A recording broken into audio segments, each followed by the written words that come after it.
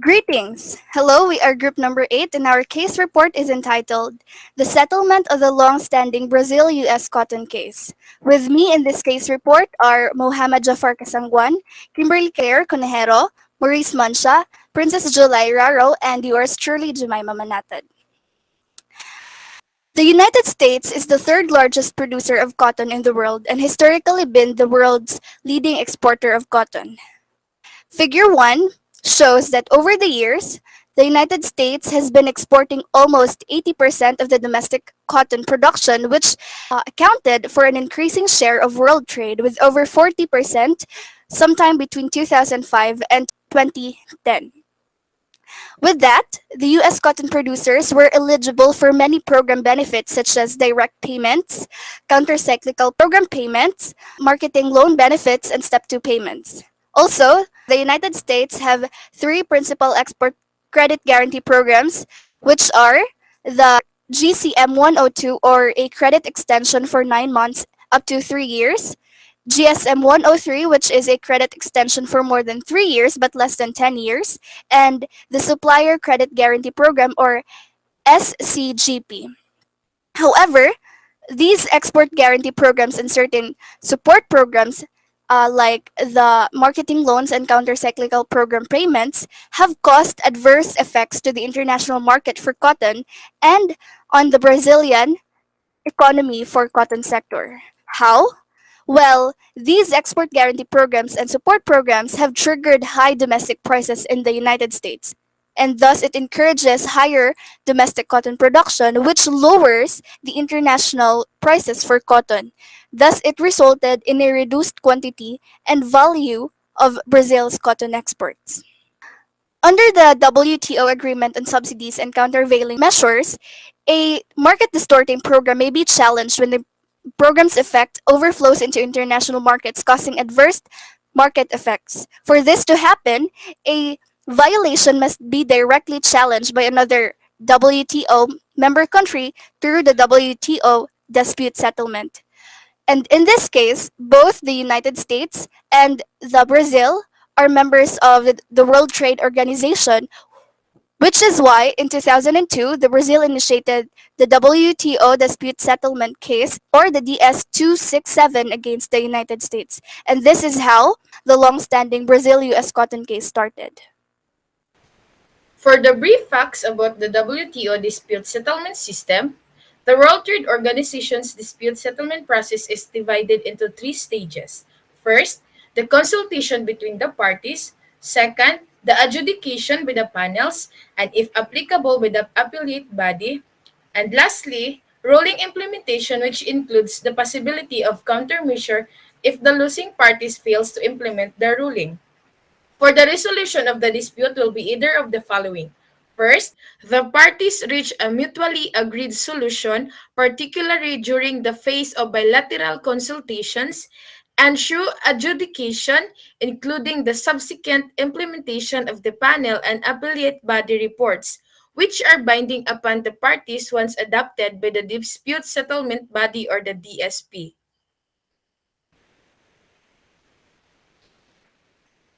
For the analysis of facts, there are major phases of the Brazil-US cotton case through the WTO dispute settlement system. First to discuss is the dispute settlement arbitration. Second, the WTO arbitration and authorization to Brazil. Third, the temporary suspension of retaliation. And lastly, the Memorandum of Understanding for final resolution. So for the first phase, it talks about the dispute settlement and arbitration. Now, Brazil challenged and initiated a WTO dispute settlement against the US for their certain cotton support programs in 2002, for the reason that the US cotton price has caused distortion in the international prices of cotton. And as stated in the report, any market distorting program may be challenged under the WTO's Agreement on Subsidies and Countervailing Measures or the SCM. Now, after series of reviews in 2004, the WTO rulings of this case found out that the United States agricultural programs had two WTO violations. First is the actionable subsidies, where it was proven that there is a distortion in the international market price of cotton. And second is the prohibited subsidies, where the US agricultural exports were operating illegally. Now, there were recommendations for the US to align their programs under the WTO. And the WTO panel decided that Brazil could make countermeasures if the violations were not modified. So there is a $3 billion requested by the Brazil as countermeasure against the prohibited US subsidies.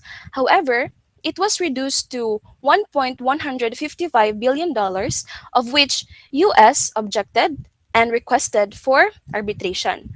However, the Brazil and US had come into an agreement to temporarily suspend this arbitration. Now, the next phase, the WTO arbitration and authorization of retaliation to Brazil. It is when, on August 2008, Brazil requested for resumption of arbitration since the US did not make any necessary modifications of their agricultural programs. And in August 2009, the WTO arbitration panel announced that Brazil's trade countermeasures against the US could include two components. First is the fixed $147.3 million annually to the actionable subsidies, and a variable formula derived amount based on the annual US GSM 102 program for the prohibited subsidies. And on November 19, 2009, Brazil was given the authority to impose retaliation consistent with the arbitrator's decisions. Temporary suspension of retaliation. The United States and Brazil continued to seek a last minute negotiated settlement to avoid the retaliatory measures. The U.S. exporters were anxious about losing the trade market due to the emergence of the Brazilian domestic market. While the Brazilian domestic manufacturing and businesses sector was concerned, since retaliation could make tariffs on goods and services higher, thus resulting in the restriction of access by domestic industry to key inputs. First to discuss is the Memorandum of Understanding. Second to discuss is the Framework Agreement for a Mutually Agreed Solution. First is the Memorandum of Understanding. On April 2010, the US negotiated with Brazil to find a solution and create a mutual agreement.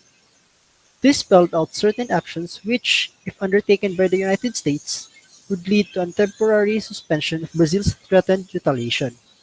The first one is the annual payment by the United States of $147.3 million to Brazil for a fund to be used for certain authorized activities, primarily to provide technical assistance and capacity building for Brazil's cotton sector, but explicitly excluding research. And the second one is the United States working jointly with reaching a mutually agreed solution to the cotton dispute. Those are the Memorandum of Understanding. And second is the Framework Agreement for a Mutually Agreed Solution. The United States and Brazil signed a framework agreement to avert the imposition of countermeasures by Brazil against the United States on June 17, 2010. The framework agreement provided a series of steps and discussions on the programs at issue. As a result, Brazil suspended trade retaliation pending U.S. compliance with the framework agreement measures. The measures included are: first, series of discussions towards a mutually agreed solution on trade distorting U.S. domestic cotton export.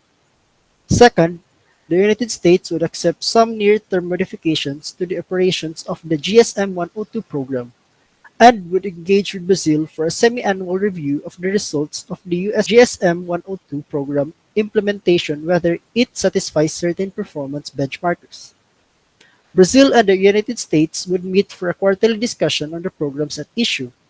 And lastly, the parties would consult with a view to determining whether the measure of domestic support for cotton and the GSM 102 program as a mutually agreed solution to the World Trade Organization cotton dispute had been reached beginning with the enactment of the 2014 Farm Bill.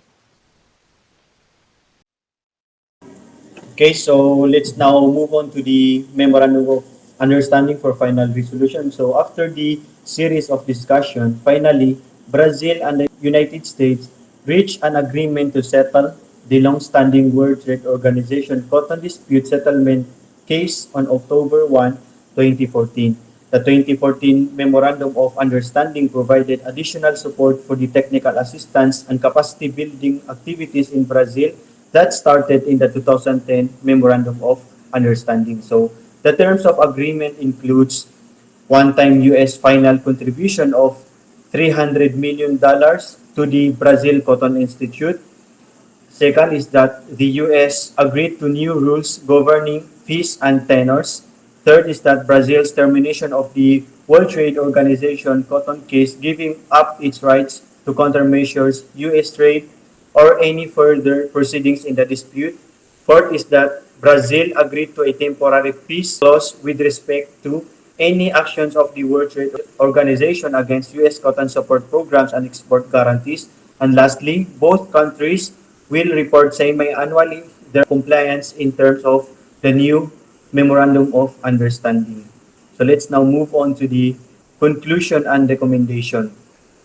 So for the conclusion, the World Trade Organization was able to successfully aid the long-standing Brazil-US cotton case that took 12 years to settle because of the US agricultural support programs and export guarantees that are under congressional law. Additionally, it resolves making substantial and substantive changes in the U.S. domestic support programs and export credit guarantee programs. In other words, or economically speaking, the World Trade Organization has avoided a trade war between the U.S. and Brazil through the Memorandum of Understanding.